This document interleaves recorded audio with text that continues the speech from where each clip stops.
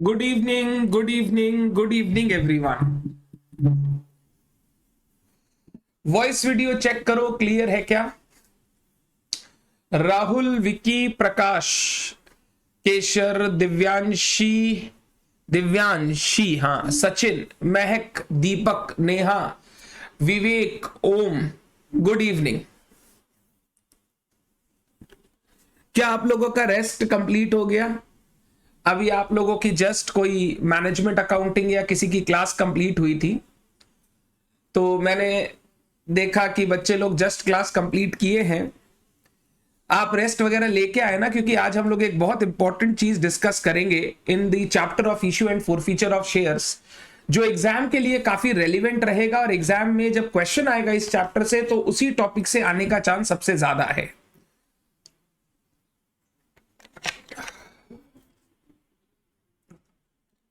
Good evening. चलिए, अमित, पीयूष, सीमा, सृष्टि, डंडना डंडन।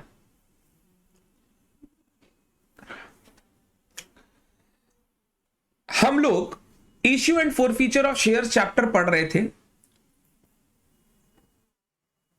और last class तक जितना मैंने डिस्कशन किया था, मैंने बेसिक शेयर इश्यू की अकाउंटिंग आपके साथ डिस्कस कर ली थी, जहां पे शेयर इश्यू का प्रोसीजर, शेयर इश्यू करने से बाद जो पैसा आएगा और कैपिटल की accounting, calls in arrear, calls in advance, ये सारा डिस्कस कर लिया था और इनके ऊपर हमने क्वेश्चंस भी बना लिए थे।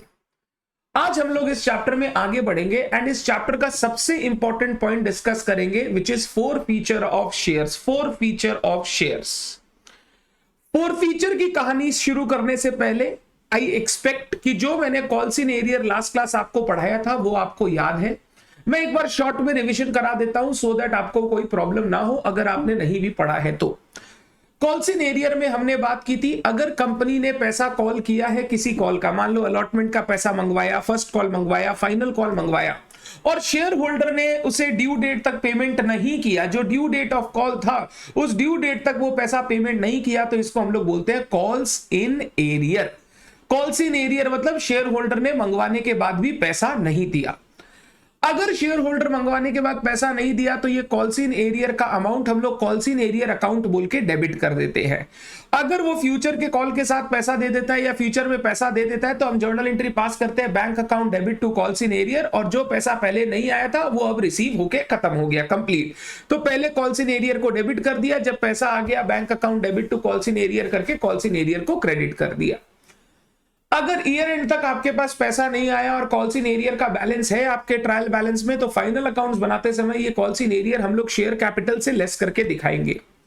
क्योंकि शेयर होल्डर टाइम से पैसा नहीं दिया है, तो कंपनी, अगर आर्टिकल्स में लिखा हुआ है और कंपनी का इच्छा है, तो कंपनी इस कॉल्स इन एरियर पे इंटरेस्ट चार्ज कर सकती है। ये जो इंटरेस्ट कंपनी लेगी शेयर होल्डर से, ये कंपनी के लिए इनकम और शेयर होल्डर के लिए खर्चा है। Journal entry, shareholder account debit to interest on calls in arrear, फिर पैसा आएगा तो bank account debit to shareholder. ये इंटरेस्ट हम लोग कैलकुलेट करते हैं on the amount of calls in arrear. Period होगा from the due date of call till the date of actual payment, and rate of interest होगा जो articles में बताया गया है वो। अगर आर्टिकल साइलेंट है तो इंटरेस्ट का मैक्सिमम रेट दिया गया 10% पर एनम। ये कॉल्स इन एरियर के बारे में मैंने लास्ट क्लास आपके साथ डिस्कशन किया था। फोर फीचर का डिस्कशन शुरू ही होता है कॉल्स इन एरियर यानी डिफॉल्ट से। अगर कोई शेयर होल्डर ने कॉल का पैसा डिफॉल्ट कर रखा है, तो कंपनी का आर्टिकल्स उसको राइट देता है कि वो चाहे तो उसके शेयर्स कैंसिल कर सकता है, और जितना रुपया मिला है अभी तक उससे वो पैसा कंपनी जब्त कर सकता है, जिसको हम लोग बोलते हैं four feature of shares. Four feature of shares. तो फोर फीचर ऑफ शेयर्स क्या है? मान लो कंपनी ने फर्स्ट कॉल का पैसा कॉल किया अपने सारे शेयर होल्डर से, सबने पैसा दे दिया। एक शेयर होल्डर है मिस्टर बदमाश, वो मिस्टर बदमाश ने इस फर्स्ट कॉल का पेमेंट नहीं किया। कंपनी ने जब पेमेंट नहीं किया तो 1 महीने बाद एक नोटिस दी, फिर 15 दिन बाद एक नोटिस दी। कंपनी की रिपीटेड नोटिस के बावजूद भी वो शेयर होल्डर पेमेंट नहीं कर रहा है।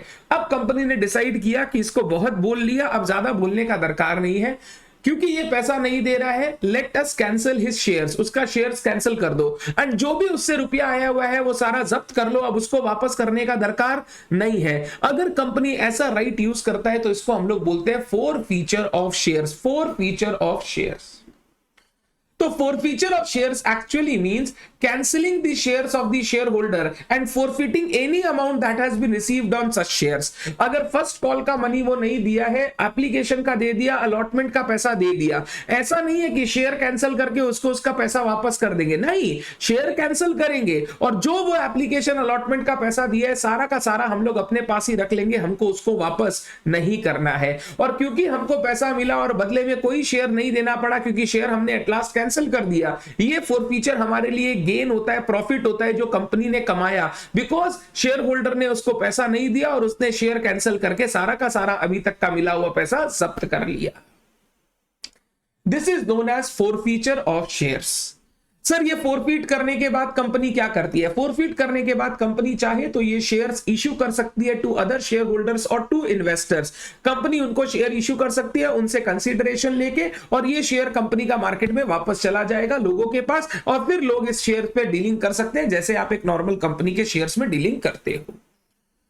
तो फोरफीट करने के बाद कंपनी अगर चाहे तो इन शेयर्स को वापस री इश्यू कर सकती है टू अदर शेयर होल्डर्स और investors, so that company can get money जो उसने शेयर इश्यू करने के टाइम सोचा था।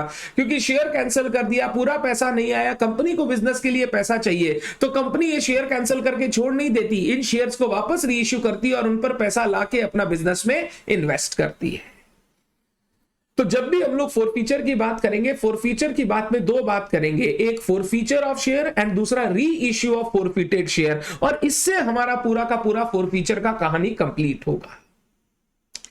तो सबसे पहले फोरफीचर बोलते किसके है वो बात क्लियर है कि नहीं? मैं एकदम सिंपल एग्जांपल देता हूं आपके रियल लाइफ का, आपको ये फोरफीचर का बेसिक आइडिया एकदम हमेशा कंक्रीट रहेगा। मान लो आप एक स्टूडेंट हो जिसने क्लास 12 पास किया। क्लास 12 पास करने के बाद आप डिफरेंट कॉलेजेस के एडमिशन फॉर्म भरते हो, कॉलेजेस में एडमिशन करवाने के लिए, बीकॉम ग्रेजुएशन पढ़ने के लिए। मान लो एक बच्चा है, बच्चे का नाम है नवनीत मुंद्रा। अब नवनीत मुंद्रा ने क्या किया, क्लास 12 पास होने के बाद 3-4 कॉलेज में फॉर्म भर दिए, जेवियर्स में भर दिया, भवानीपुर में भर दिया, फिर मान लो उमेश चंद्र में भर दिया, ऐसे करके 3-4 कॉलेजेस के फॉर्म भर दिए। अब कॉलेजेस के फॉर्म भर दिए, उमेश चंद्र में उसका नाम आ गया, भवानीपुर में उसका नाम आ गया, बट जेवियर्स का लिस्ट 10 दिन बाद आने वाला था और जो उसका मार्क्स था वो कम था, उसको लग रहा था कि जेवियर्स में हो पाएगा या नहीं। अब क्योंकि उमेश चंद्र और भवानीपुर में आ चुका है और उन्होंने अपनी डेट्स बोल दी है कि आपको 3 दिन के अंदर एडमिशन कराना होगा, अगर नवनीत अभी एडमिशन नहीं लेता और बाद में जाके जेवियर्स में भी एडमिशन नहीं होता है तो नवनीत फंस जाएगा। नवनीत ने क्या किया, उमेश चंद्र को किया साइड, भवानीपुर कॉलेज में पैसे भर के अपना एडमिशन फिक्स करवा लिया, अपनी सीट फिक्स करवा ली। तो एडमिशन के लिए जो पेमेंट करना था पेमेंट कर दिया, सीट फिक्स करवा ली और भवानीपुर कॉलेज में एडमिशन ले लिया। 10 दिन बाद जब जेवियर्स कॉलेज का लिस्ट आया तो जेवियर्स कॉलेज में भी नवनीत का नाम आ गया। अब उसको मन में ऐसा लगा कि यार जेवियर्स में जब नाम आ गया तो जेवियर्स में लेना ही चाहिए। अब नवनीत जेवियर्स में एडमिशन ले रहा है, उसने जेवियर्स में एडमिशन ले लिया। भवानीपुर कॉलेज वालों ने नवनीत को बुलाया, बोला आप अपनी मार्कशीट वगैरह सबमिट कीजिए तब आपका एडमिशन फाइनलाइज होगा। नवनीत ने बोला मैंने तो अपनी मार्कशीट ऑलरेडी सबमिट कर दी है जेवियर्स में, अब मैं नहीं कर पाऊंगा। तो भवानीपुर वाले ने बोला अगर आपने जेवियर्स में एडमिशन ले लिया है तो हम आपकी सीट कैंसिल करेंगे, हम आपकी सीट कैंसिल करेंगे। नवनीत ने बोला ठीक है सीट कैंसिल कर दीजिए, पैसा वापस कर दिए। बोलता पैसा हम वापस नहीं करते हैं, ये कैंसिल करवाना आपकी इच्छा से हुआ, हमने आपको डिनाई नहीं किया। आप अगर दूसरे कॉलेज में एडमिशन ले रहे हो तो ये सीट हम खाली नहीं रखेंगे, हम इस सीट पे किसी दूसरे बच्चे को चांस देंगे ताकि वो बच्चा पढ़ सके। तो उन्होंने क्या किया, नवनीत की सीट कर दी कैंसिल और जितना रुपया नवनीत से आया हुआ था एडमिशन की का वो फोरफीट करके रख लिया। क्योंकि नवनीत ने फर्दर डॉक्यूमेंट्स और फर्दर फीस का पेमेंट नहीं किया, उन्होंने उसका सीट कैंसिल कर दिया और जितना पैसा आया उसको फोरफीट करके रख लिया। This is actually known as forfeiture, this is actually known as forfeiture. हम लोग इसी की बात जब शेयर्स के केस में करते हैं, शेयर्स आपको इशू किया कंपनी ने, आपसे पैसा मंगवाया, आपने नहीं दिया, कंपनी ने आपको 1-2 बार नोटिस दिया, नोटिस देने के बावजूद आप पैसा नहीं दे रहे हो, कंपनी ने डिसाइड किया इस शेयर होल्डर का कुछ नहीं हो सकता, इसका शेयर कैंसिल करो, जितना रुपया आया है जब्त कर लो। ये जो काम करते हैं इसको हम लोग बोलते हैं फोरफीचर। और फ्यूचर में ये शेयर वापस री इश्यू किया जाएगा सो दैट कंपनी पैसा ला सके बिजनेस के लिए, और ये होता है री इश्यू ऑफ फोरफिटेड शेयर्स। तो फोरफीचर किसको बोलते हैं? क्या सारे बच्चों को क्लियर है व्हाट इज शेयर फोरफीचर? सबसे पहले ये क्लियर होना चाहिए व्हाट इज शेयर फोरफीचर, इसके बाद मैं आपको अकाउंटिंग सिखा पाऊंगा। भैया एक क्वेश्चन था, हम लोग इंटरेस्ट का अकाउंटिंग कॉल के टाइमिंग के बेसिस में करना होगा ना भैया? अब कॉल किया जाएगा तब तक इंटरेस्ट लेना होगा। Sachin, the basic rule is, आपका कॉल का ड्यू डेट चेक करो, आपका कॉल का ड्यू डेट कब था, ड्यू डेट जिस दिन आपको पेमेंट करना था, फाइनल डेट, वहां से लेकर जब तक नेक्स्ट कॉल हो रहा है वहां तक का आपको इंटरेस्ट देना पड़ेगा या लेना पड़ेगा। अगर एडवांस है तो जिस दिन पेमेंट किया वहां से लेकर जब तक कॉल ड्यू हुआ, और अगर कॉल इन एरियर है तो जिस दिन ड्यू डेट था लास्ट कॉल का और जिस दिन आपने फाइनल पेमेंट किया, अगर नेक्स्ट कॉल में आप पेमेंट कर रहे हो तो नेक्स्ट कॉल की डेट तक जब आपने पेमेंट किया तब तक का इंटरेस्ट लगेगा।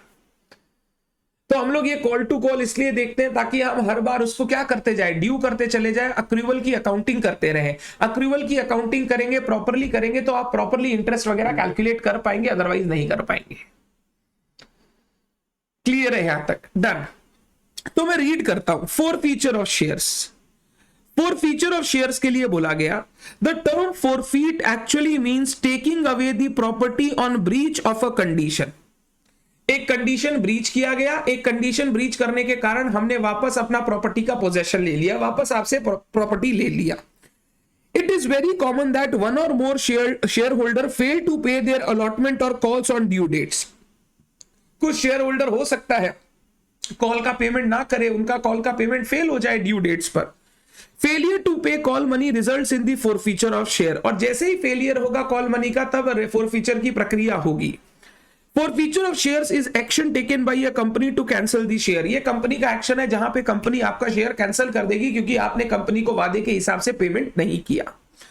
The directors are usually empowered by the articles to forfeit those shares by serving proper notice to the defaulting shareholders। उनको नोटिस वगैरह देना पड़ता है, ऐसा नहीं कल पैसा मंगवाया तुमने नहीं दिया आज फोरफिट कर लो, नहीं। शेयर होल्डर को हम नोटिस देते हैं, भाई पैसा दे दे, क्या प्रॉब्लम हो गया। शेयर होल्डर अगर बोलता है हाँ मैं दे दूंगा तो हम लोग फोरफीचर में नहीं जाते, बट अगर शेयर होल्डर रिपीटेड नोटिस पे नहीं देता तो फिर हम फोरफीचर में चले जाते हैं। When the shares are forfeited, title of such shareholder is extinguished, but the amount paid to date is not refunded to him। जो पैसा आया था वो वापस रिफंड नहीं करेंगे, तो शेयर कैंसिल करेंगे और जितना पैसा आया हुआ है वो कंपनी अपने पास जब्त कर लेगी, वो कंपनी वापस नहीं करेगी। The shareholder then has no further claim on the company। उसके बाद शेयर होल्डर का कोई क्लेम नहीं है, वो डिविडेंड मांगने, बोनस मांगने, कुछ भी मांगने कंपनी के पास नहीं आएगा। हमने उसका शेयर कैंसिल कर दिया, बात खत्म। तुमने पैसा नहीं दिया, हमने तुमको बार बार नोटिस दिया, चलो शेयर कैंसिल, अब ये शेयर का कोई काम नहीं है, हमने तुम्हारे से जो पैसा अभी तक रिसीव किया है वो हम जब्त कर लेंगे। This is known as forfeiture. और ये जब्त करने के बाद कंपनी फ्यूचर में शेयर्स वापस री इश्यू कर सकती है जितना शेयर फोरफीट किया है, बिकॉज कंपनी को पैसा चाहिए बिजनेस करने के लिए, और वो बिजनेस करने के लिए जो पैसा चाहिए उसके लिए कंपनी शेयर इश्यू की थी, तो कंपनी री इश्यू कर सकती है इन फोरफिटेड शेयर्स को। This is known as forfeiture of shares। This is known as forfeiture of shares। अब जब कंपनी शेयर्स फोरफीट करेगी, शेयर्स फोरफीट करेगी, तो शेयर्स फोरफीट जब किया जाएगा उसका अकाउंटिंग क्या होगा, उसका जर्नल एंट्री क्या होगा। सबसे पहले अगर शेयर कैंसिल किया जा रहा है, शेयर कैंसिल, तो आज तक जितना भी इस शेयर से रिलेटेड हमने शेयर कैपिटल अकाउंट क्रेडिट किया है, शेयर कैपिटल क्रेडिट किया है, वो हमको रिवर्स करना पड़ेगा, क्योंकि जब शेयर ही नहीं रहेगा तो उससे रिलेटेड शेयर कैपिटल भी नहीं रह सकता। सबसे पहला हमारा काम रहेगा, हम लोग इक्विटी शेयर कैपिटल को रिवर्स करेंगे, इक्विटी शेयर कैपिटल को रिवर्स करेंगे। जितना आज तक हमने इस शेयर के लिए कैपिटल क्रेडिट किया था उतना कैपिटल हम रिवर्स करके कैंसिल कर देंगे, रिवर्स करके कैंसिल कर देंगे। सर शेयर कैपिटल हम लोग कब क्रेडिट करते हैं? शेयर कैपिटल हम लोग क्रेडिट करते हैं जब हम कॉल करते हैं, पैसा कॉल करते हैं। तो जितना आज तक आपने कॉल किया है, यानी कॉल्ड अप शेयर कैपिटल जो अभी का है, उतना आपको कॉल्ड अप शेयर कैपिटल जो अभी तक क्रेडिट हुआ है उतना आपको वापस डेबिट करना होगा, क्योंकि अब शेयर कैंसिल हो रहा है तो शेयर कैपिटल एग्जिस्ट नहीं कर सकता। तो मैं सबसे पहले शेयर कैपिटल को डेबिट करूंगा by the amount of called up share capital, by the amount of called up share capital. मैं एग्जाम्पल दूंगा, बट एग्जाम्पल देने से पहले समझो कि क्या होने वाला है, क्योंकि मैं शेयर कैंसिल कर रहा हूं। जितना भी आज तक मैंने शेयर कैपिटल क्रेडिट किया है, मेरे को सबसे पहले वो शेयर कैपिटल को डेबिट करके खत्म करना होगा। शेयर कैपिटल हम क्रेडिट करते हैं जब हम शेयर्स पे पैसा कॉल करते हैं, तो जितना आज तक हमने अमाउंट कॉल अप किया है उतना अमाउंट से कैपिटल क्रेडिट रहा होगा, उस कैपिटल को हमको डेबिट करके खत्म करना है, क्योंकि अब शेयर कैंसिल हो चुका है, अब शेयर कैंसिल हो चुका है। दूसरा, अगर हमने ये शेयर कैंसिल कर दिया तो इस शेयर पे अगर कोई कॉल्स इन एरियर है, कॉल्स इन एरियर के कारण ही तो फोरफीचर हुआ। अगर कोई कॉल्स इन एरियर, तो क्या हम शेयर होल्डर से ये कॉल्स इन एरियर अब रिसीव कर पाएंगे? अगर सर आप जाओगे शेयर होल्डर के पास, चलो शेयर कैंसिल हो गया, क्या हुआ, कोई बात नहीं, तुम अपना कॉल का पैसा तो दे दो, तो शेयर होल्डर आपको भगा भगा के मारेगा। शेयर होल्डर बोलेगा जब शेयर कैंसिल ही कर लिया तो मेरे से पैसा मांगने क्यों आ रहे हो? जैसे भवानीपुर ने आपका एडमिशन कैंसिल किया, आपको पैसे भी वापस नहीं दिए। अगर आप भवानीपुर फर्स्ट सेमेस्टर के एंड में आके बोलता है अविनाश, नवनीत सेकंड सेमेस्टर की फीस पेमेंट कर दो, तुमने एडमिशन तो लिया था, पेमेंट कर दो ना, तो अविनाश और नवनीत क्या बोलेगा जो पहले वाला फीस था वो तो रिफंड किए नहीं, एडमिशन कैंसिल कर दिया, फीस भी मांगने आ रहे हैं। तो जो पैसा बाकी था वो पैसा अब हम नहीं देंगे क्योंकि आपने हमारा शेयर कैंसिल कर दिया, 1 रुपया आपको हम नहीं देंगे। तो जितना रुपया कॉल्स इन एरियर था हमने पहले डेबिट कर रखा था कॉल्स इन एरियर अकाउंट में, अब मैं जानता हूं वो पैसा मिलने वाला नहीं है तो उसको रख के कोई फायदा नहीं है, कॉल्स इन एरियर को कैंसिल कर दो। कॉल्स इन एरियर को मैं कर दूंगा क्रेडिट, कॉल्स इन एरियर को मैं कर दूंगा credit. Amount unpaid on shares, जितना रुपया वो नहीं दिया है अभी तक, अमाउंट अनपेड ऑन शेयर्स। तो जब जब वो अमाउंट अनपे कर रहा था हम लोग कॉल्स इन एरियर अकाउंट को डेबिट कर रहे थे, अब हमने कॉल्स इन एरियर अकाउंट को क्रेडिट कर दिया क्योंकि हमको पता है ये पैसा अब आने वाला नहीं है। और जितना रुपया हमारे पास अभी तक आ गया है वो हमने जब्त कर लिया, ये हमारे लिए प्रॉफिट हो गया, प्रॉफिट।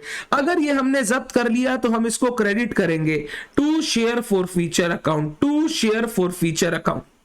ये हमारे लिए एक टाइप का गेन है, अमाउंट रिसीव्ड ऑन शेयर्स। जितना रुपया हमने रिसीव कर लिया शेयर्स पर वो हम क्रेडिट कर देंगे एक प्रॉफिट अकाउंट में जिसका नाम होगा शेयर फॉर फ्यूचर अकाउंट। ये जो पैसा हमको मिल चुका है, ये मैं प्रॉफिट इसलिए बोल रहा हूं क्योंकि अब ये मेरे को पैसा वापस नहीं करना है। जब शेयर ही कैंसिल हो गया तो शेयर होल्डर हमसे अब कुछ मांग नहीं सकता। तो जब तक वो शेयर था तब तक ये पैसा कैपिटल के नाम से था, कंपनी की एक लायबिलिटी थी, कंपनी को फ्यूचर में चुकाना था। बट जब शेयर ही कैंसिल हो गया तो अब कंपनी को कुछ नहीं चुकाना, कंपनी शेयर कैपिटल को हटा के एक प्रॉफिट रिकॉर्ड कर लेगी जिसका नाम होगा शेयर फॉर फ्यूचर अकाउंट। तो जितना रुपया कंपनी ने मंगवाया वो डेबिट हो गया, जो रुपया नहीं दिया वो क्रेडिट हो गया, और जो रुपया दे दिया वो शेयर फॉर फ्यूचर में एक प्रॉफिट बोल के हमने क्रेडिट कर दिया। इस एंट्री में एक छोटा सा बात और आएगा, क्या? अगर इन शेयर्स पर कंपनी ने प्रीमियम पर शेयर इशू किया था, प्रीमियम पर, जब प्रीमियम पर इशू किया था अमाउंट कॉल करते समय हम लोग प्रीमियम को क्रेडिट करेंगे, share allotment account debit to share capital to securities premium. अगर शेयर होल्डर ने उस सिक्योरिटीज प्रीमियम का पैसा भी नहीं दिया, मान लो अलॉटमेंट में प्रीमियम था और शेयर होल्डर अलॉटमेंट में ही फेल हो गया, अगर अलॉटमेंट का पैसा नहीं दिया, प्रीमियम फेल कर गया, तो वो प्रीमियम का प्रॉफिट दिखाना नहीं चाहिए क्योंकि उसका पैसा ही घर पे नहीं आया, वो रियलाइज ही नहीं हुआ है। अगर प्रीमियम का पैसा नहीं आया तो हम लोग सिक्योरिटीज प्रीमियम को भी डेबिट करेंगे, सिक्योरिटीज प्रीमियम को भी डेबिट करेंगे। हमारा ये कंप्लीट जर्नल एंट्री होगा, equity share capital account debit, equity share capital account debit, securities premium account debit to calls in arrear to share forfeiture. Equity share capital हमेशा debit होगा called up amount से, जितना रुपया अभी तक company ने मंगवा रखा है। सिक्योरिटीज प्रीमियम डेबिट होगा अगर शेयर होल्डर ने प्रीमियम का पैसा नहीं दिया। कॉल्स इन एरियर क्रेडिट होगा जितना रुपया शेयर होल्डर का बाकी था जो डेबिट किया हुआ था वो अब कंप्लीट क्रेडिट कर देंगे क्योंकि अब ये पैसा मिलने वाला नहीं है। And share for future credit करेंगे जितना शेयर होल्डर ने अभी तक पेमेंट कर दिया। हमेशा ध्यान रखना, पेमेंट का जब बात करेंगे ना, कितना रुपया शेयर होल्डर से रिसीव हुआ, इसमें हमेशा फेस वैल्यू का पोर्शन ही लीजिएगा, क्योंकि अगर फेस वैल्यू से ज्यादा कोई रुपया दिया है तो सेक्शन 52 बोलता है वो पैसा सिक्योरिटीज प्रीमियम अकाउंट में ही जाएगा, वो पैसा आप दूसरे अकाउंट में ट्रांसफर नहीं कर सकते। तो अगर प्रीमियम का पैसा आया है तो वो सिक्योरिटीज प्रीमियम में ही रहेगा। अगर प्रीमियम को छोड़ के कोई और पैसा आया है जो आपने फॉरफीट किया है वो शेयर फॉर फ्यूचर अकाउंट में जाएगा। तो शेयर फॉर फ्यूचर अकाउंट को जब आप क्रेडिट करोगे, प्रॉफिट दिखाओगे, वहां आएगा जितना रुपया आपने रिसीव किया इन शेयर्स पर related to face value of share, because any amount exceeding face value should always be credited to securities premium account। तो शेयर कैपिटल अकाउंट डेबिट होगा कॉल्ड अप शेयर कैपिटल, हमेशा face value capital. Securities premium debit होगा अगर उसने payment नहीं किया। Calls in arrear credit होगा जितना रुपया उसने पेमेंट नहीं किया। शेयर फॉर फ्यूचर क्रेडिट होगा फेस वैल्यू का जितना पोर्शन उसने आज तक पेमेंट कर दिया। जो उसने पेमेंट कर दिया हम वो पैसा जब्त कर लेंगे, हम पैसा उसको वापस नहीं करेंगे, तो वो कंपनी के लिए गेन है तो हमने उसको क्रेडिट कर दिया। पहले सारे बच्चे बताओ ये जर्नल एंट्री जो मैंने लिखी वो जर्नल एंट्री आपको क्लियर है क्या? आप ये जर्नल एंट्री लिखोगे जो मैंने ब्रैकेट्स में लिखा है उनके साथ, जो ब्रैकेट्स में लिखा है वो बहुत ज्यादा इंपॉर्टेंट है एंड उसी से आप जर्नल एंट्री अच्छे से कर पाओगे। अगर ये जर्नल एंट्री आपको क्लियर है तो मैं आपके सामने अभी कुछ एग्जांपल्स लूंगा एंड हम लोग ट्राई करेंगे इस एंट्री को एग्जीक्यूट करने का। पहले आप ये फटाफट नोट डाउन करो, फटाफट।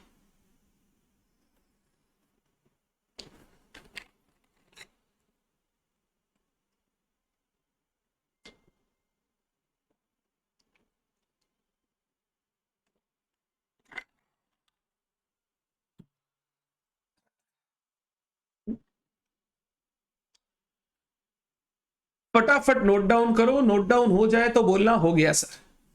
Very good Animesh. जो दूसरे बच्चे लिख रहे हैं वो लिख लो।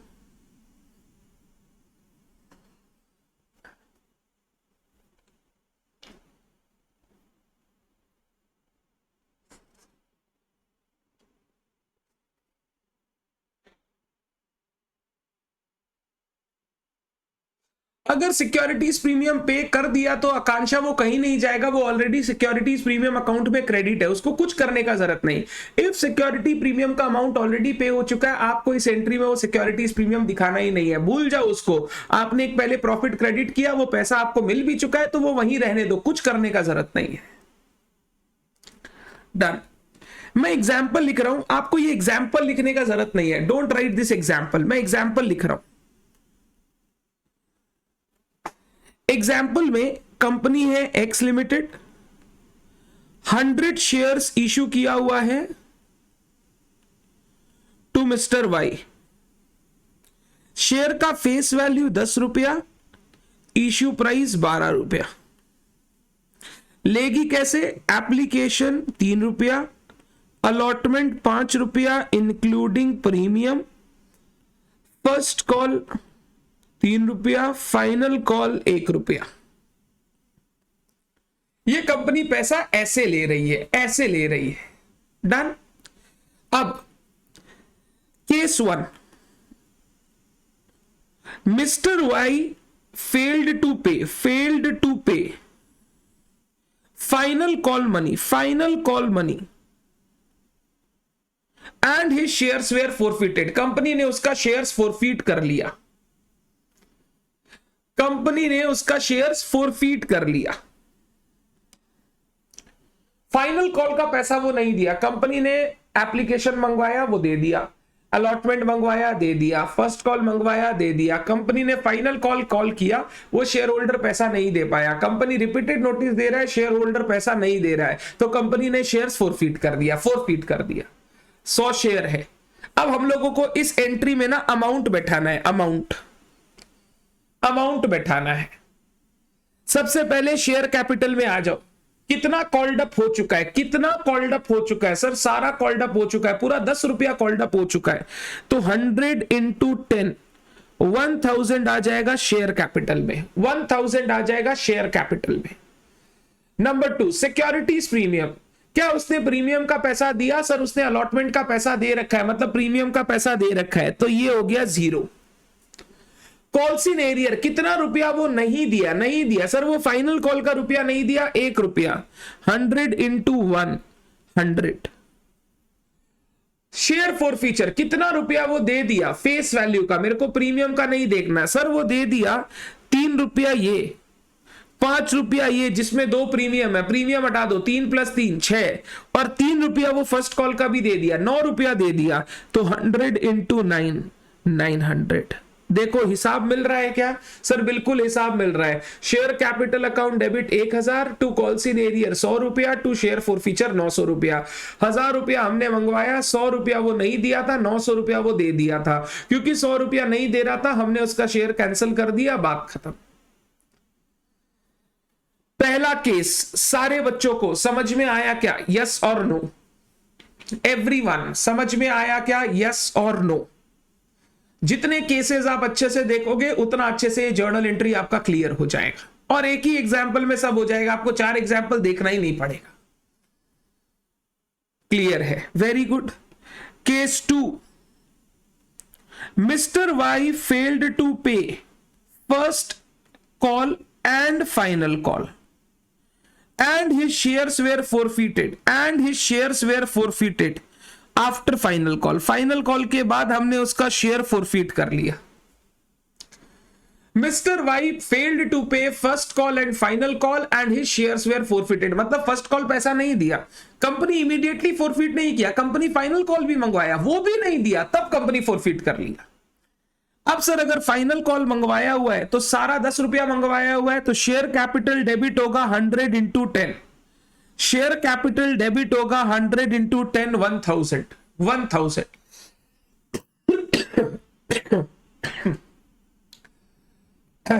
Securities premium, sir securities premium का वो पैसा दे रखा है क्योंकि उसने अलॉटमेंट का मनी पेमेंट किया है, तो सिक्योरिटीज प्रीमियम ऑलरेडी दे दिया, तो वो 0। टू कॉल्स इन एरियर, कितना रुपया वो नहीं दिया? सर वो 3 रुपया फर्स्ट कॉल का, 1 रुपया फाइनल कॉल का, 4 रुपया नहीं दिया। 100 इंटू 4, 400।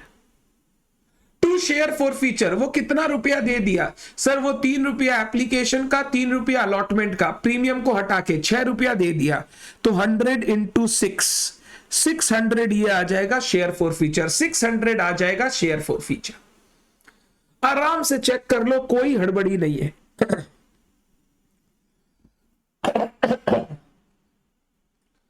आराम से चेक कर लो, कोई हड़बड़ी नहीं है। समझ में आ जाए तो लिख देना क्लियर है सर। आगे चलो, case 3।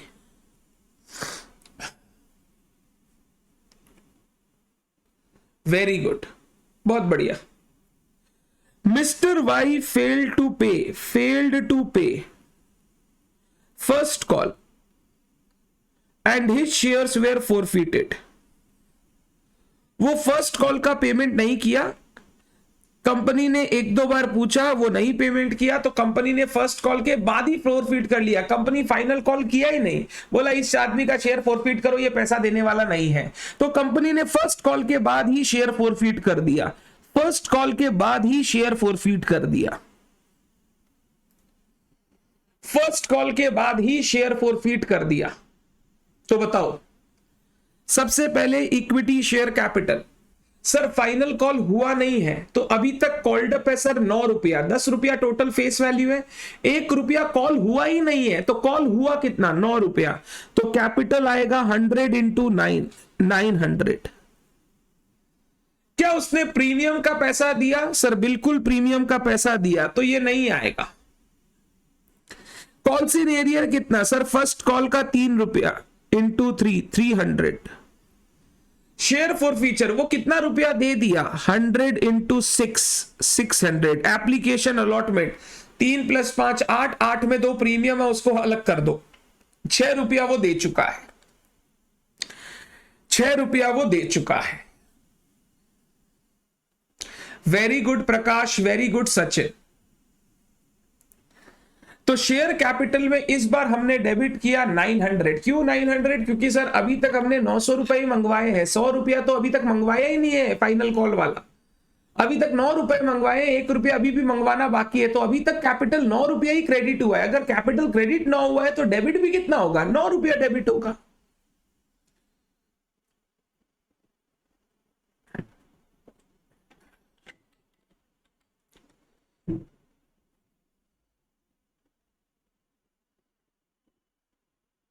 O it's Prakshi, sorry sorry sorry, मेरे को दिखा नहीं, और sorry. Case 4, mister Y failed to pay allotment and first call and his shares were forfeited. Failed to pay allotment and first call and his shares were forfeited. अब मैं आपके ऊपर command छोड़ रहा हूं, आप चेक करो क्या करना है। लास्ट वाला एग्जाम्पल में क्या करना है आप बताओ। ये क्वेश्चन आपके स्क्रीन के सामने है, आराम से देखो और मेरे को बताओ। मैं आपके सारे के सारे मैसेजेस पढ़ रहा हूं, कौन क्या लिख रहा है। सबसे पहले शेयर कैपिटल बताओ, शेयर कैपिटल।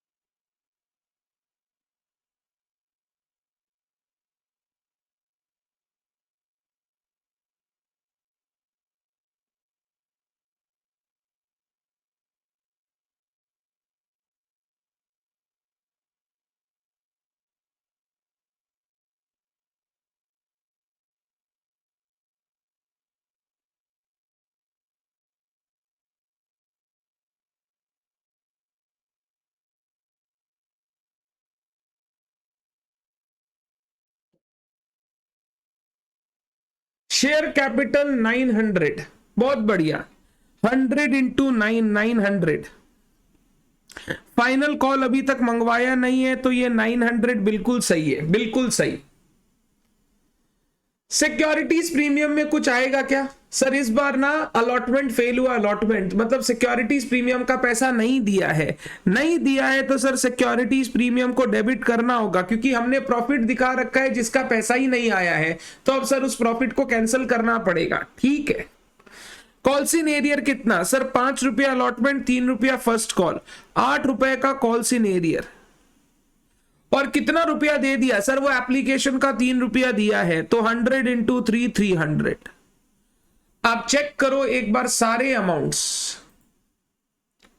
चेक करो एक बार सारे अमाउंट्स।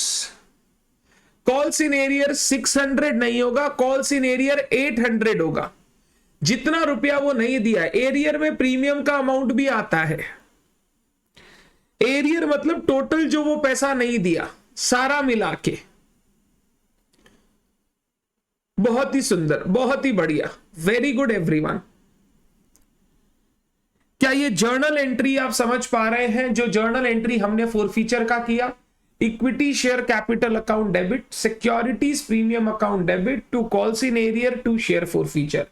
शेयर कैपिटल डेबिट किया है क्योंकि अगर शेयर कैंसिल कर रहे हैं तो अब शेयर कैपिटल की कोई जरूरत नहीं है। जितना शेयर कैपिटल आज तक हमने उन शेयर्स पर क्रेडिट किया है उसको रिवर्स कर दो। सिक्योरिटीज प्रीमियम डेबिट करेंगे अगर उसका पैसा शेयर होल्डर ने नहीं दिया है। हमने पहले सिक्योरिटीज प्रीमियम को प्रॉफिट बोल के क्रेडिट किया था, जब पैसा नहीं आया तो डेबिट करके खत्म कर दो, खत्म कर दो। कॉल्स इन एरियर क्रेडिट किया है क्योंकि कॉल्स इन एरियर डेबिट था, अब मेरे को पता है इसका पैसा नहीं आएगा क्योंकि हमने शेयर होल्डर का शेयर ही कैंसिल कर दिया है, तो कॉल्स इन एरियर को मैंने क्रेडिट कर दिया। और शेयर फॉरफीचर अकाउंट मेरा प्रॉफिट है, जो पैसा आज तक मैंने उससे रिसीव करके जब्त कर लिया है, ये हमारा प्रॉफिट है। शेयर फॉरफीचर हमेशा फेस वैल्यू के अमाउंट से आएगा, क्योंकि फेस वैल्यू से ज्यादा अगर कुछ भी रिसीव किया है तो सेक्शन 52 बोलता है वो सिक्योरिटीज प्रीमियम में जाएगा, वो शेयर फॉरफीचर या किसी दूसरे अकाउंट में नहीं जा सकता। क्लियर है क्या यहां तक सबको? एवरीवन क्लियर है क्या आपको?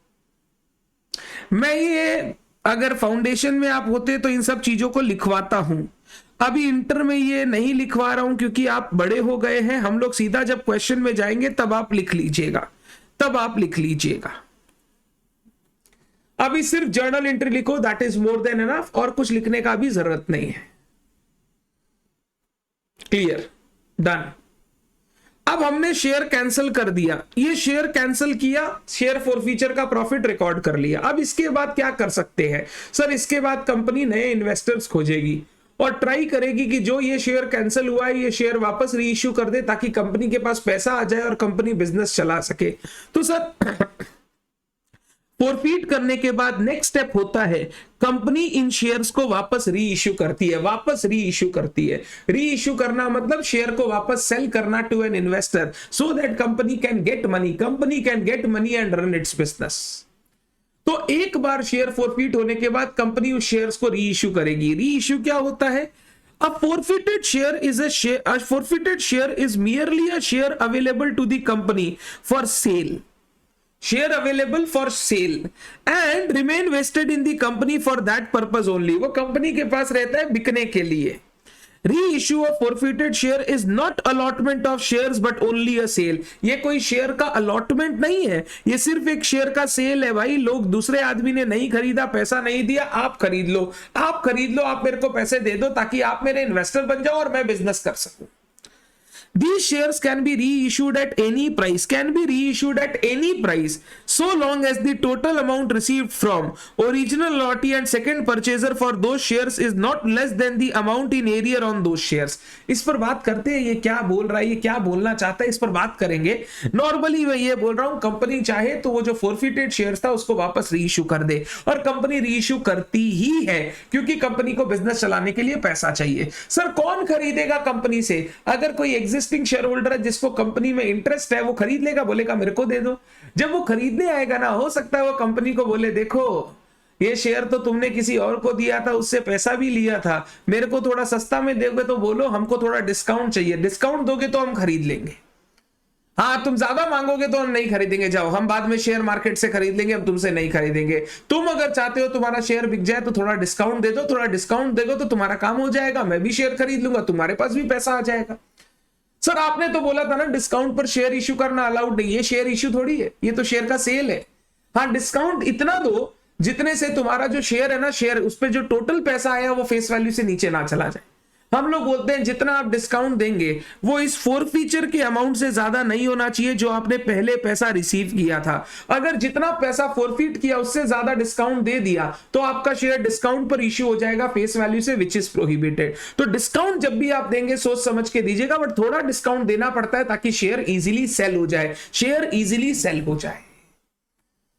तो कंपनी इस शेयर को री इश्यू करेगी to the investor so that company के पास पैसा वापस आए, पैसा वापस आए। अब इस री इश्यू का जर्नल एंट्री क्या होगा? री इश्यू में 3 केस हो सकते हैं मेरे बच्चे, 3 केस। पहला केस री इश्यू हो रहा है पार पे, दूसरा केस री इश्यू हो रहा है प्रीमियम पे, तीसरा केस री इश्यू हो रहा है डिस्काउंट पे। एक पार पे री इश्यू, एक प्रीमियम पे री इश्यू और एक डिस्काउंट पर री इश्यू। पार पे री इश्यू मतलब 10 का शेयर है, कंपनी ने बोला 10 रुपया देंगे, शेयर ले लो, पैसा दे दो शेयर ले लो, बात खत्म। पार पे री इश्यू, अगर पार पे शेयर री इश्यू हो रहा है तो जर्नल एंट्री सिंपल बनेगी, बैंक अकाउंट डेबिट, कंपनी के पास पैसा आया, to equity share capital, to equity share capital. ना हमने कोई डिस्काउंट दिया, ना हमने कोई ज्यादा रुपया लिया, जो हमारा फेस वैल्यू था उसी के हिसाब से शेयर इश्यू कर दिया, या जो हमारा आज तक का पेड अप अमाउंट है उसी के हिसाब से शेयर इश्यू कर दिया। अगर मान लो दूसरे शेयर होल्डर से अभी तक 10 रुपए पे 8 मंगवाया हुआ है तो इस वाले शेयर होल्डर को भी बोलेंगे 8 रुपया अभी दे दे, 2 रुपया जब सबसे फाइनल कॉल करेंगे तब तू दे देना, तो अभी 8 रुपया दे दे, 2 रुपया बाद में मंगवा लेंगे तेरे से। तो नॉर्मल शेयर पार पे इश्यू है, journal entry bank account debit to equity share capital. Sir अब एप्लीकेशन अलॉटमेंट वगैरह नहीं करेंगे, बोला ना ये शेयर अलॉटमेंट नहीं है, ये सीधा एक सेल है, सीधा सेल है, तो journal entry bank account debit to share capital. अगर शेयर प्रीमियम पे इश्यू हो रहा है, फेस वैल्यू से ज्यादा दाम पे इश्यू हो रहा है, फेस वैल्यू से ज्यादा, bank account debit to equity share capital to securities premium, bank account debit to equity share capital to securities premium. अगर कंपनी ने शेयर इश्यू किया at an amount exceeding the face value तो जो भी extra amount आएगा वो securities premium में जाएगा, सेक्शन 52 ने पहले से बोल रखा है।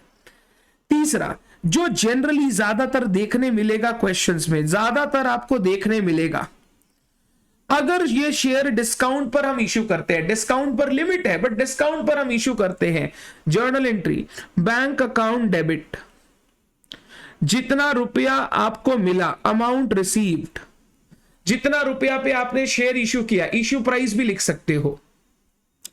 Share forfeiture account debit, अगर मैं डिस्काउंट दे रहा हूं तो डिस्काउंट इज अ लॉस, मेरे को इन शेयर्स पे पहले से एक प्रॉफिट आया हुआ है, अब मैं नया लॉस कोई दूसरे अकाउंट में डालने से अच्छा उसी अकाउंट से मैं इस लॉस को सेट ऑफ कर दूंगा। Share forfeiture account debit, जितना आपने डिस्काउंट दे दिया, to equity share capital, to equity share capital account, to equity share capital account, जितना रुपया का अभी शेयर पेड अप है, to equity share capital account. हमने शेयर होल्डर को बोला ये शेयर होल्डर हम आपको, ये शेयर हम आपको as fully paid up share देंगे, यानी पूरा 10 रुपया पेड अप मान लीजिए, आपको हमको इसके लिए 9 रुपया देना होगा, 10 रुपया के शेयर के लिए 9 रुपया देना होगा, यानी 1 रुपया हम उसको डिस्काउंट दे रहे हैं, तो बैंक अकाउंट डेबिट 9 रुपया, share forfeiture account debit 1 रुपया, टू इक्विटी शेयर कैपिटल 10 रुपया, टू इक्विटी शेयर कैपिटल 10 रुपया।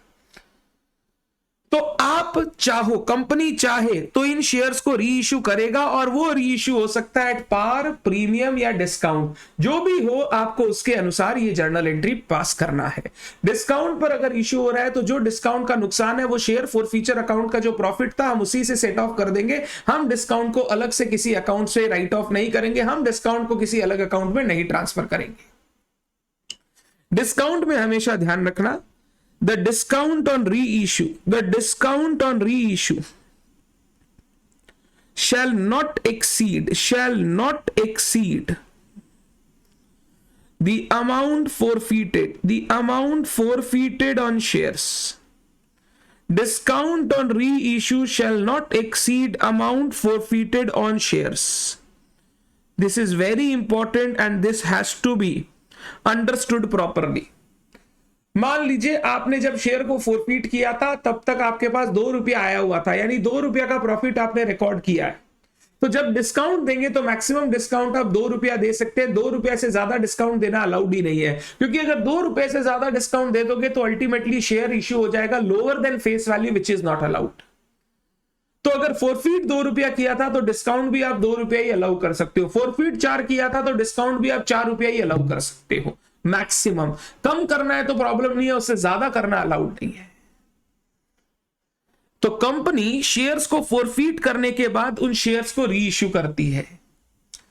सर क्या सारा का सारा शेयर री इश्यू हो जाता है? वो तो डिपेंड करता है खाने वाला कोई है या नहीं, कोई शेयर होल्डर खरीदने वाला है कि नहीं। खरीदने वाला है तो सारा का सारा अभी री इश्यू हो जाएगा, नहीं खरीदने वाला है तो जितना अभी मिला उतना अभी दे दो, बैलेंस अपने पास प्रॉफिट पड़ा रहेगा, जब फ्यूचर में कोई आएगा तो उसको री इश्यू कर देंगे।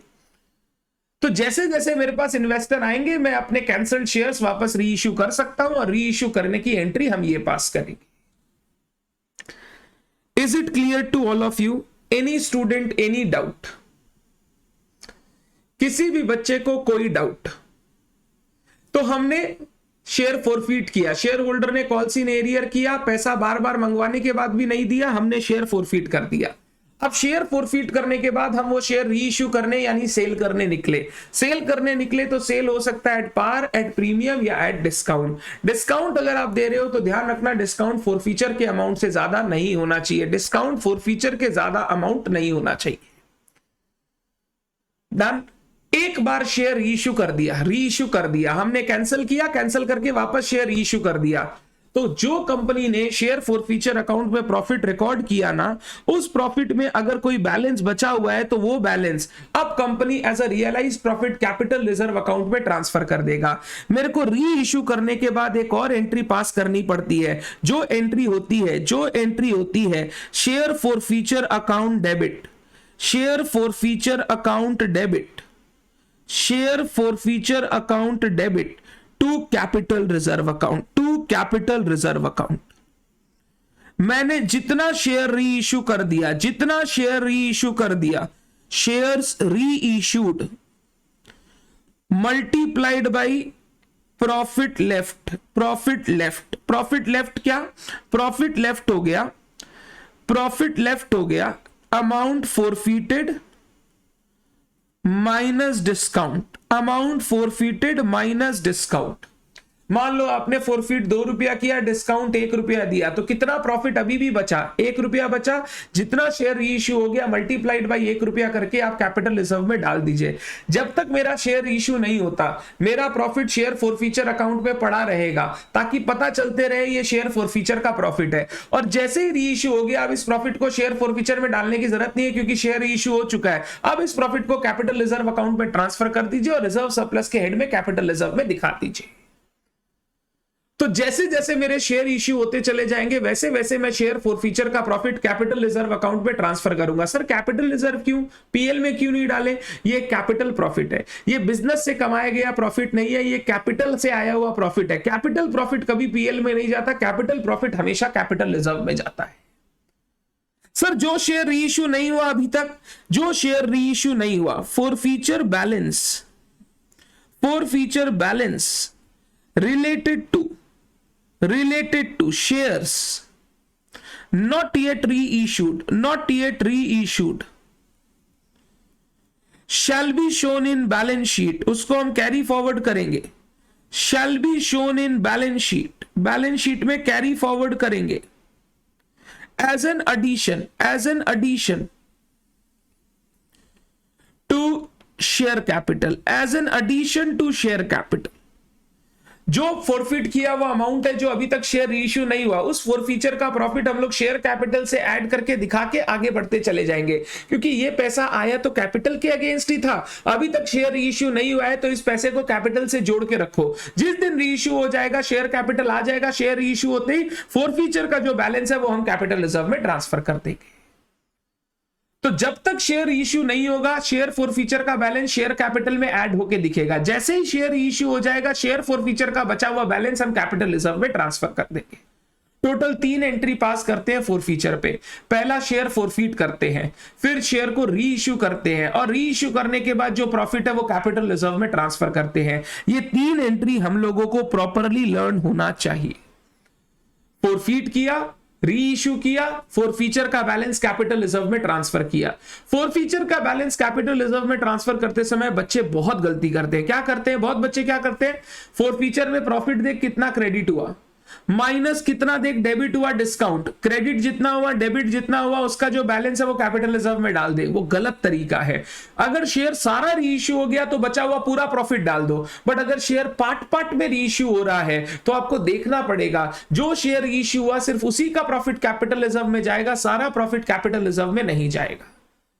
तो जो शेयर री इश्यू हो गया है उसका प्रॉफिट कैपिटल रिजर्व में डालना, जो शेयर री इश्यू नहीं हुआ है उसका शेयर फोरफीचर बैलेंस शीट में दिखेगा as an addition to share capital. वो हम कैपिटल रिजर्व में नहीं डाल सकते क्योंकि शेयर री इश्यू हुआ ही नहीं है। वो प्रॉफिट जो मैंने अभी लिख के रखा है हो सकता है फ्यूचर में डिस्काउंट देते हुए खत्म हो जाए, तो अगर वो डिस्काउंट देके खत्म हो जाएगा तो उसको रिजर्व में दिखाने का दरकार नहीं है। सर इसमें ब्रोकरेज का बात क्यों नहीं आता? एक्चुअली बच्चे ब्रोकरेज का बात ना कंपनी के लिए नहीं है। ब्रोकरेज का बात जो इन्वेस्टर है ना वो अपने इन्वेस्टमेंट की कॉस्ट में रिकॉर्ड करता है क्योंकि ब्रोकरेज इन्वेस्टर पे करता है। हाँ, कंपनी अगर शेयर इश्यू करने के लिए कोई एजेंट रखता है तो कंपनी उसको अंडरराइटिंग कमीशन देता है। वो अंडरराइटिंग कमीशन की अकाउंटिंग हमारा नेक्स्ट चैप्टर आएगा, अंडरराइटिंग। अगर इसके बाद नेक्स्ट चैप्टर में जाओगे तो नेक्स्ट चैप्टर आपको दिखेगा अंडरराइटिंग में सिखाऊंगा कंपनी अंडरराइटर को कमीशन जो देता है उसकी अकाउंटिंग कैसे करते हैं। बट फॉर द टाइमिंग अभी हम लोग बात कर रहे हैं कंपनी शेयर इश्यू कर रहा है अपने शेयर होल्डर्स को, उसकी अकाउंटिंग कैसे होगी, उसमें ब्रोकरेज का कोई काम नहीं।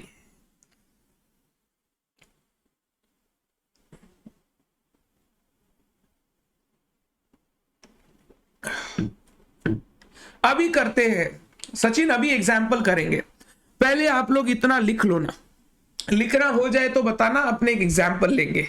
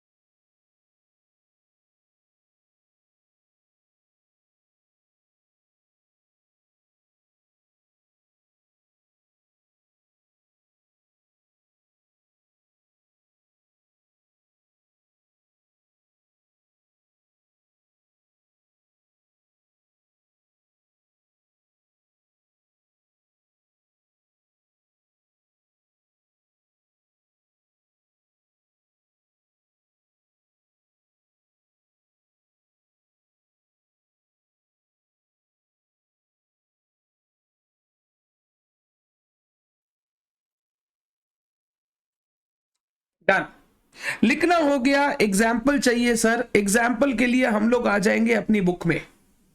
बुक का पेज नंबर 3 क्वेश्चन नंबर 3 पर बात करेंगे। आ जाइए बुक में, पेज नंबर 3 क्वेश्चन नंबर 3। अब हम लोग जो 3 जर्नल एंट्री डिस्कस किए उसके क्वेश्चंस या एग्जांपल्स, अभी इनिशियली छोटे छोटे एग्जांपल है फिर बड़े बड़े क्वेश्चंस आएंगे, तो एग्जांपल डिस्कस करते हुए हम लोग इस सारी चीज को प्रॉपर्ली डिस्कस करेंगे। Question number 3, Runa limited issued at par 10,000 equity share of ₹10 each. issued at par मतलब इश्यू प्राइस 10 रुपया, कोई प्रीमियम रीमियम का चक्कर नहीं है। 3.5 on application, 4 on allotment and balance on final call. एक second, balance on final call बोला है, कोई बच्चा बैलेंस ऑन फाइनल कॉल में बताएगा कितना अमाउंट फाइनल कॉल में मिलेगा? फाइनल कॉल में कितना अमाउंट मिलेगा, कोई बच्चा बताएगा?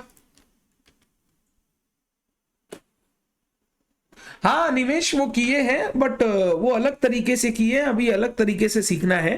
वो from the view point of underwriter सीखा है, अब from the view point of company सीखना है, तो there will be difference in underwriting commission. तो एक बार के लिए उसको छोड़ दो, भूल जाओ। 2.5 सर 10 रुपए में इश्यू किए हैं, 3.5 एप्लीकेशन में आ गया, 4 रुपीज अलॉटमेंट में आ गया, तो 7.5 तो उधर ही आ गया, तो बचा 2.5.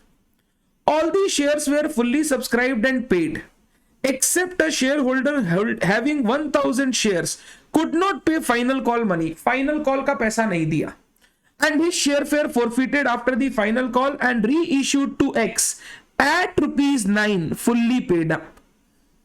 एट ₹9 मतलब 9 रुपए पर री इशू किया. फुल्ली पेड अप मतलब ये शेयर फुल्ली पेड है, पूरा 10 रुपया पेड अप है, आपको और कुछ नहीं देना, ये शेयर पूरा कॉल्ड अप हो चुका है.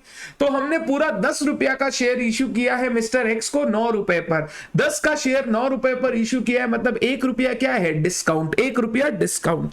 Give journal entry to record these transaction. सिर्फ फॉर फीचर का जर्नल एंट्री देना है, सिर्फ फॉर फीचर का, पूरा नहीं देना है, सिर्फ फॉर फीचर का देना है. तो अगर मेरे को फॉर फीचर का जर्नल एंट्रीज करना है, आंसर टू क्वेश्चन 3, कंपनी का नाम रूना लिमिटेड, जर्नल, ये जर्नल एंट्रीज है रिलेटेड टू फॉर फीचर. मैं डेट वेट अभी नहीं दे रहा हूं, मतलब फॉर्मेट वगैरह नहीं बना रहा हूं, एक बड़े क्वेश्चन में अपने प्रॉपर फॉर्मेट बना लेंगे. सबसे पहले फॉरफीट करेंगे. फॉरफीट करेंगे तो equity share capital account debit, equity share capital account debit. कितना शेयर्स है, कितना शेयर्स है जिस पर डिफॉल्ट है, सर 100 शेयर्स. इन शेयर्स पे कितना रुपया कॉल हो गया, सर फाइनल कॉल तक पूरा कॉल हो गया, इंटू 10, 1000. सिक्योरिटीज प्रीमियम का कोई बात है ही नहीं, तो लिखने का दरकार नहीं है. 2 कॉल्स इन एरियर, वो कितना रुपया नहीं दिया, सर वो फाइनल कॉल का रुपया नहीं दिया, 2.5. 100 इंटू 2.5 इज 250. तो वो कितना रुपया दे दिया, सर वो 7.5 पेमेंट कर दिया, एप्लीकेशन और allotment. 2 share for feature, 100 into 7.5, 750. Share capital account debit, calls in arrear account debit to share forfeiture, being 100 shares forfeited, 100 shares forfeited, 100 share हमने forfeit किया है. इसके बाद ये शेयर हमने रीइश्यू किया, bank account debit, 100 into 9 rupees per reissue किया. 10 का शेयर 9 पे इशू किया तो 1 रुपए का discount, share forfeiture account debit, 100 into 1, 1 रुपए का discount. 2 equity share capital account, 2 equity share capital account, fully paid share issue किया, फुल्ली पेड, 100 इंटू 10, यानी और कुछ देने का दरकार नहीं है, ये शेयर फुल्ली कॉल्ड है, फुल्ली पेड है. Being forfeited shares reissued, being forfeited shares reissued, share forfeit किया, रीइश्यू कर दिया. क्या सारे शेयर रीइश्यू हो गए, सर सारा शेयर इश्यू हो गया, तब ज्यादा दिमाग नहीं लगाना है. मैंने फॉरफीट किया 750 रुपए, डिस्काउंट दिया 100 रुपया, फॉरफीट किया 750, डिस्काउंट दिया 100, तो बचा प्रॉफिट कितना, 650. 650 का जो प्रॉफिट बचा वो प्रॉफिट कैपिटल रिजर्व में डाल दो, ये कैपिटल प्रॉफिट है. To capital reserve, share forfeiture account debit to capital reserve, 650. सोचने का 2 तरीका, 750 माइनस 100, क्योंकि सारा शेयर इश्यू हो गया. और कितना शेयर इश्यू हुआ, 100 शेयर, तो शेयर रीइश्यूड 100. हर शेयर पे फॉरफीट किया था 7.5 रुपया, डिस्काउंट दिया 1 रुपया, 7.5 फॉरफीट किया, 1 रुपया डिस्काउंट दिया, कितना बचा, 6.5. 100 इंटू 6.5, 7.5 रुपया फॉरफीट किया, 1 रुपया डिस्काउंट दिया, तो 6.5 रुपए का बचा हुआ profit. Being share forfeiture balance transferred to capital reserve, transferred to capital reserve, ये अब रिजर्व में चला गया प्रॉफिट बोल के कि भैया ये प्रॉफिट है, ये रिजर्व में डाल दो, बात खत्म। Being share forfeiture balance transferred to capital reserve, transferred to capital reserve. एक बार चेक करो, कोई डाउट है पूछो। एक बार चेक करो, कोई डाउट है पूछो।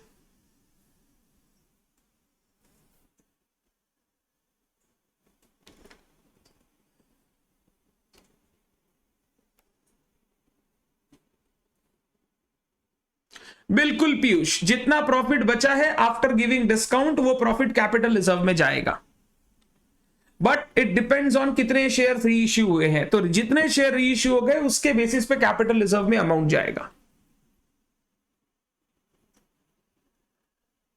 यहां मैंने लिखा भी है amount forfeited minus discount, amount forfeited minus discount.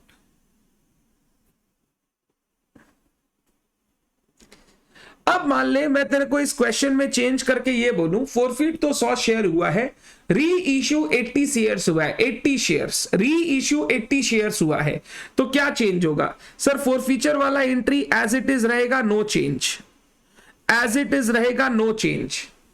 री इश्यू का एंट्री में सर 80 शेयर्स आ जाएगा, 80 शेयर्स, तो 80 इंटू 9 720, 80 इंटू 10 80, सॉरी 80 इंटू 180 और 80 इंटू 10 800। अगर शेयर्स 80 री इश्यू हुआ है 80, तो 80 इंटू 9 720, 80 इंटू 180, 80 इंटू 10 800। अब जब शेयर फॉरफीचर का अमाउंट कैलकुलेट करोगे ना, तो ये कैलकुलेशन गलत है, ये वाला, इसको भूल जाओ, इससे करो। 100 शेयर की जगह 80 शेयर री इश्यू हुआ है। अगर 80 शेयर री इश्यू हुआ है, फोरफीट किए थे 7.5 रुपया, डिस्काउंट दिए 1 रुपया, 7.5 फोरफीट किए, डिस्काउंट दिए 1 रुपया, तो बचा 6.5, 80 इंटू 6.5, 80 इंटू 6.5, 520 रुपए का प्रॉफिट कैपिटल रिजर्व में जाएगा, 520 रुपए का प्रॉफिट कैपिटल रिजर्व में जाएगा। तो सर अगर 520 का कैपिटल रिजर्व जाएगा तो सर कैपिटल शेयर फॉरफीचर का तो हिसाब ही नहीं मिलेगा। 750 था माइनस 80, 750 माइनस 80 670, 670 माइनस 520, सर अभी भी 150 बाकी है, बिल्कुल बाकी है। वो 150 किसका है? Share forfeiture balance. 20 शेयर जो री इश्यू नहीं हुआ, 20 शेयर जो री इश्यू नहीं हुआ इंटू 7.5, 20 शेयर जो री इश्यू नहीं हुआ इंटू 7.5, ये शेयर फॉरफीचर का बैलेंस बचेगा। ये इसलिए बचा क्योंकि हमने ये शेयर्स अभी तक री इश्यू किया ही नहीं है। जब तक मेरा शेयर्स री इश्यू नहीं होगा तब तक मैं फॉरफीचर को खाली नहीं कर सकता। शेयर री इश्यू होने के बाद ही फॉरफीचर का बैलेंस कैपिटल रिजर्व में जाएगा। अब अगर आप हिसाब मिलाओगे, 750 मैंने फोरफीट किया, 80 डिस्काउंट दिया, 520 कैपिटल रिजर्व में डाला, तो बचा 150। ये 150 बचा रहेगा, जब शेयर रीइश्यू करूंगा तब ये 150 यूज करूंगा। जो यूज हो जाएगा यूज हो जाएगा, जो नहीं होगा वो कैपिटल रिजर्व में चला जाएगा। बिल्कुल विकी, बिल्कुल करेक्ट बोल रहे हो। एक बार ये चेक करो, अगर 80 शेयर्स री इश्यू हुआ तो कैसे कैसे चेंजेस आएंगे, 80 शेयर्स री इश्यू हुआ तो कैसे कैसे चेंजेस आएंगे, प्लीज चेक करो। कोई डाउट है तो पूछो।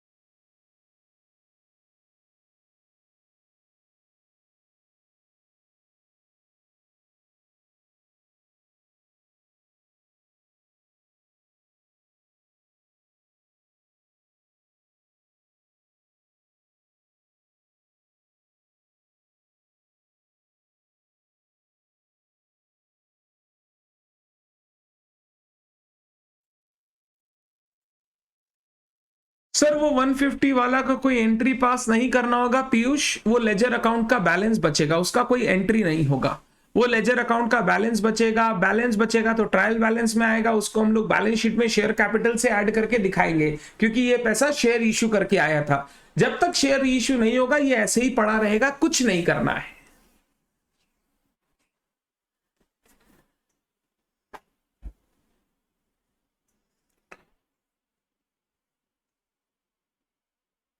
क्लियर है सबको?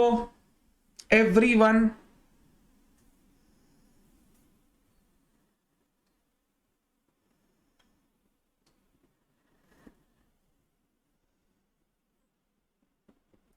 क्वेश्चन 4 होमवर्क रहेगा, ये छोटू सा क्वेश्चन है, एक जर्नल एंट्री करना है, एक सिंगल जर्नल एंट्री करना है, ये मैं होमवर्क दे रहा हूं। सर एग्जाम में दिखाना नहीं पड़ेगा ना? अगर एग्जाम में आपसे पूछ ले तो दिखा दीजिएगा, नहीं पूछेगा तो दिखाने का दरकार नहीं है, नॉट रिक्वायर्ड।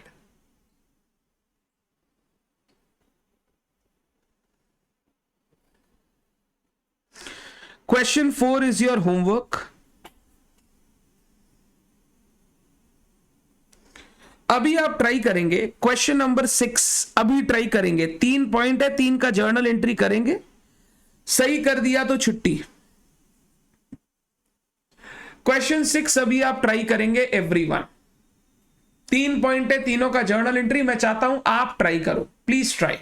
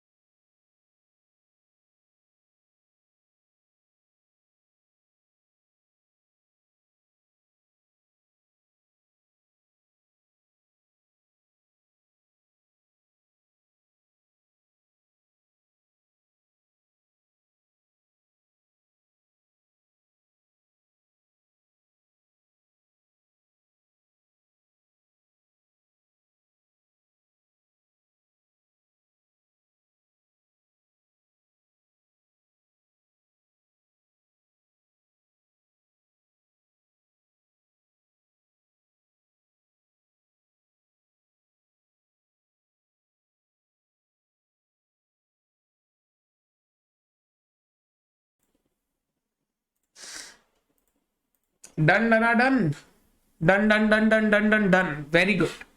आइए डिस्कस करता हूं। Give journal entries for forfeiture and reissue of shares. हमको फॉरफीचर और री इश्यू का जर्नल एंट्री देना है। नंबर ए, मैं यहां लिखना शुरू करता हूं।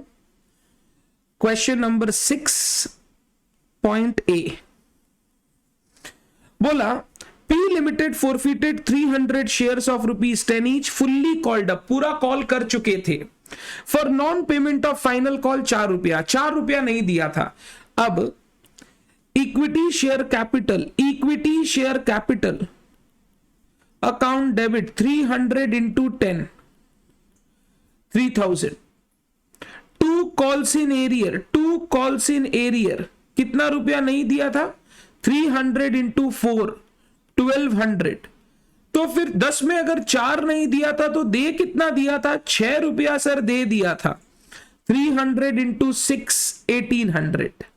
300 इंटू 6 1800। आप इसको बैलेंसिंग फिगर भी लिख सकते हो।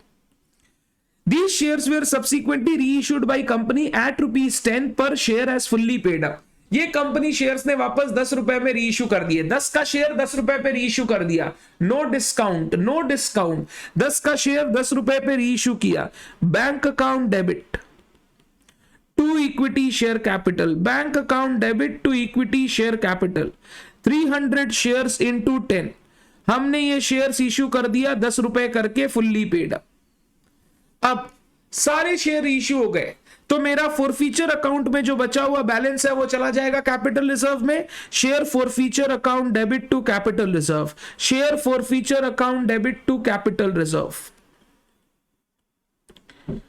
ये 1800 का जो प्रॉफिट बचा हुआ है ये कैपिटल रिजर्व में डाल दो। हमारा काम कंप्लीट हो गया, हमने सारे शेयर इश्यू कर दिए हैं।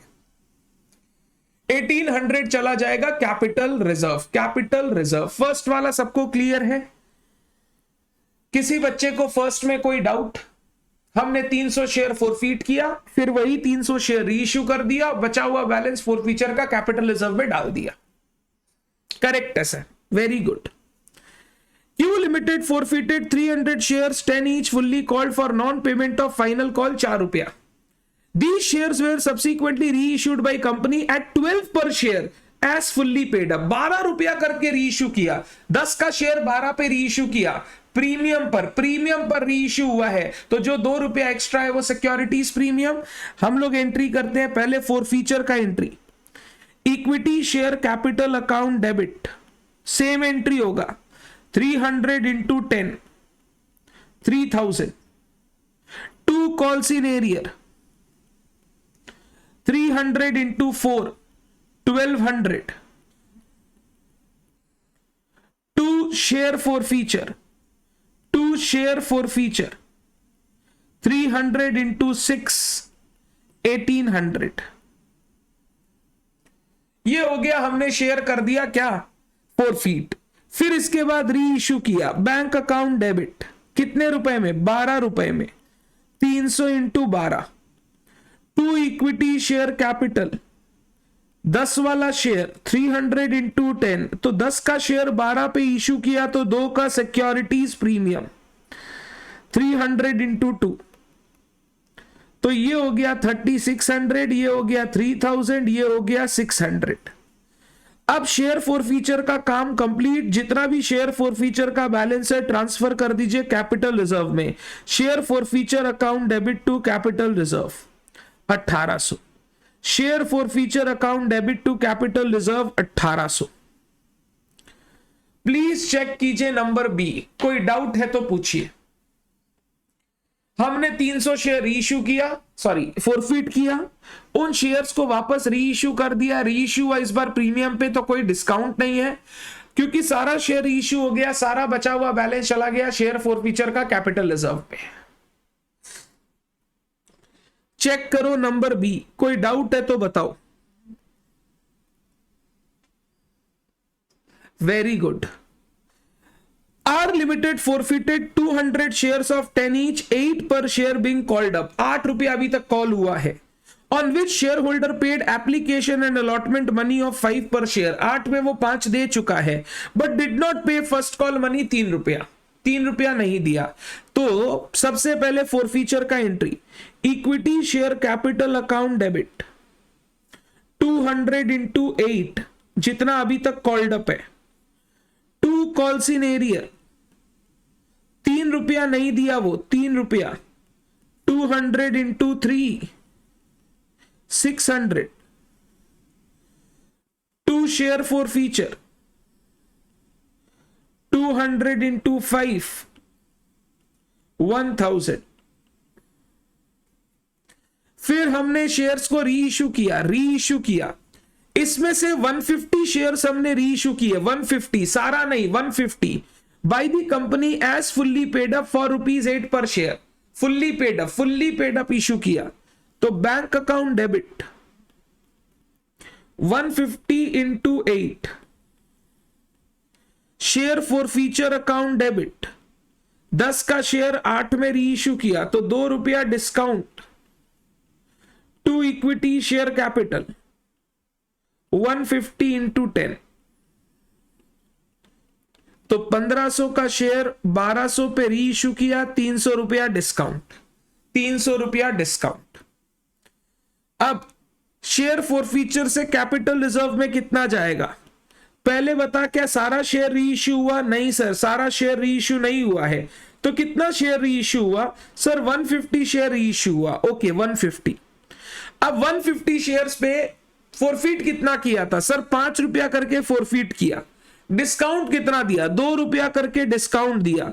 तो 5 में 2 रुपया डिस्काउंट गया तो 3 रुपया बचा, 450 रुपया चला जाएगा कैपिटल रिजर्व, 450 रुपया चला जाएगा कैपिटल रिजर्व। हमने 1000 फॉरफीट किया टोटल, 300 डिस्काउंट दिया और 450 डाल दिया कैपिटल रिजर्व, 250 बचा हुआ है। 250 कैसे बचा हुआ है? Share forfeiture balance 50 share reissue नहीं हुआ, उस पर 5 रुपया फॉरफीट किया हुआ पड़ा है मेरे पास, तो 250 रुपया मेरा बैलेंस ये बचना चाहिए, जो कि बच भी रहा है, तो 50 shares into 5 rupees 250, 50 shares into 5 rupees 250 इस शेयर फॉरफीचर बैलेंस जो हमारे पास बचा हुआ है, ये मेरा नंबर 3 एंट्री। चेक कर लो, कोई डाउट है तो पूछो। सबसे इंपॉर्टेंट ये नंबर 3 ही था, कोई डाउट है तो पूछो, आराम से चेक कर लो।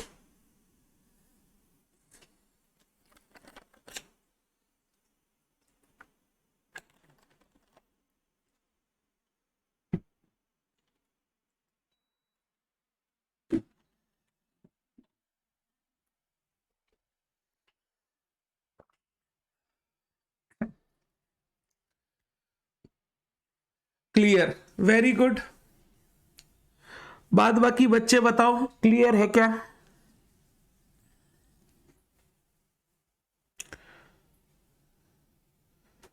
सर लास्ट वाला बता दीजिए वापस। लास्ट वाला में मैंने क्या बोला?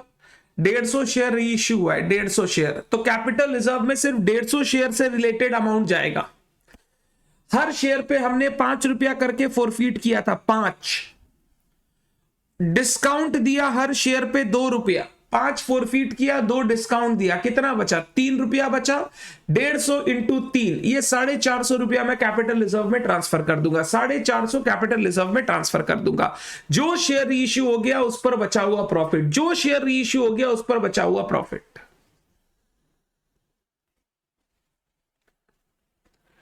अब क्लियर है? पीयूष वेरी गुड, अमित बहुत बढ़िया।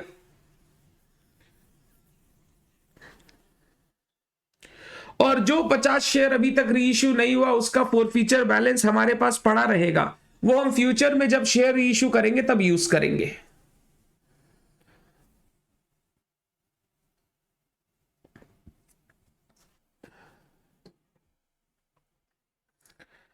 डन डना डन डन। तो आज एक होमवर्क दे रहा हूं, क्वेश्चन नंबर क्या दिया? 4। आज के लिए सिर्फ इतना ही, कल मिलते हैं हम लोग और इस कहानी को आगे बढ़ाएंगे। Question number 4 will be today's homework. Thank you so much everyone, मिलते हैं कल, बाय बाय।